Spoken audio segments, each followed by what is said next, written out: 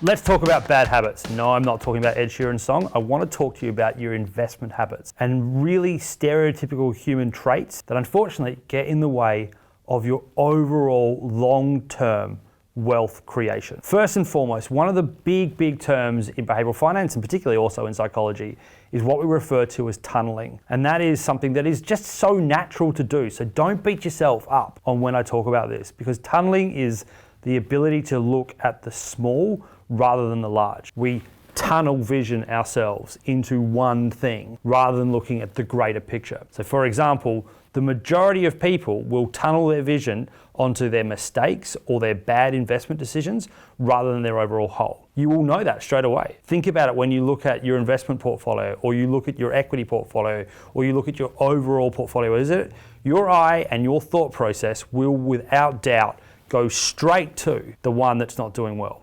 It's a natural thing. It's what we always do because we are always trying to get away from the loss that we've currently fed. But we don't look at the bigger picture. And that's where tunneling gets in your way, because nobody is going to make 100% correct decision making. That's a fact. We all know that because we're human beings. It's the same with your investing too. But as soon as you can get away from looking at your tunneling of the bad decision to looking at all of your decisions as one thing, your overall wealth and your overall goals and wealth creation will get much better. So it's about doing that first, is saying, why am I concentrating on the bad when I need to concentrate on the whole? Another term for it is siloing. It's the same thing. Don't look at the one silo, look at the collective mill, because overall your wealth will be in a much better collective position than just the one bad decision that's happened. The other bad habit that unfortunately human beings are really good at doing is what we would call planning fallacy. Planning fallacy is that human beings tend to be a little bit overly optimistic about things and about what we do. And by that I mean